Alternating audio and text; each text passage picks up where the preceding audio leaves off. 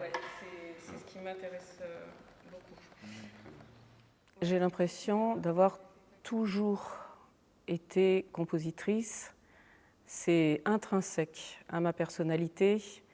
Depuis toute petite, j'ai cherché à avoir des instruments pour pouvoir exprimer quelque chose.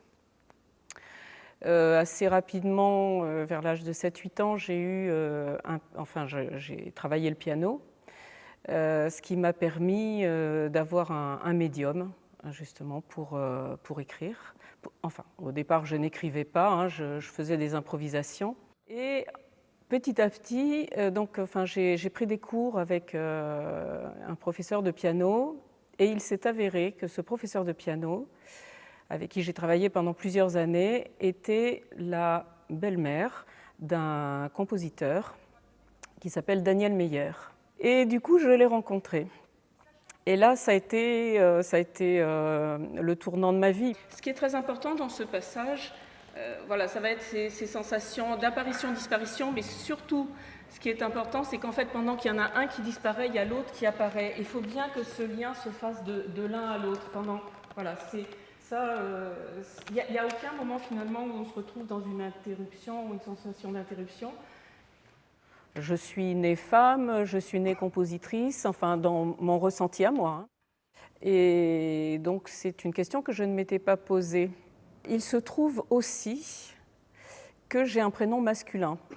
Donc je pense que ce prénom a eu une utilité dans ma carrière, d'étudiante en particulier. Le violon, sinon il y a une très belle couleur, hein. C'est très, très, très beau. Il y a moins de femmes compositrices que d'hommes compositeurs, mais toute proportion gardée, il est clair que les femmes sont beaucoup moins programmées et beaucoup moins diffusées. En France, dans des proportions quand même très importantes. Alors je ne donnerai pas de chiffres parce que je ne les ai pas, mais c'est un vrai sujet.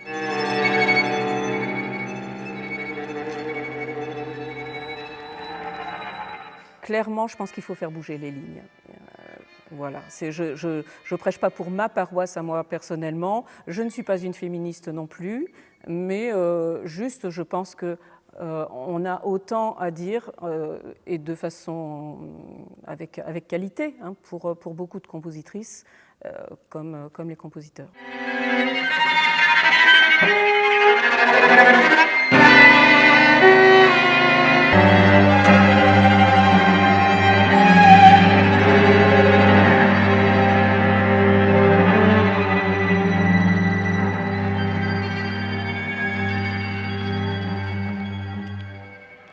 J'ai composé cette œuvre parce qu'elle m'a été demandée par Sophie Lacaze, directrice du festival Musique démesurée. Chaque compositeur a 2 minutes à écrire, de telle façon que ça fasse une œuvre d'environ 10 minutes, puisque dans un premier temps, nous sommes 5. Donc moi, j'ai voulu, contrairement à la précédente partition, écrire quelque chose de plutôt doux. On est dans un halo un petit peu mystérieux, des cordes.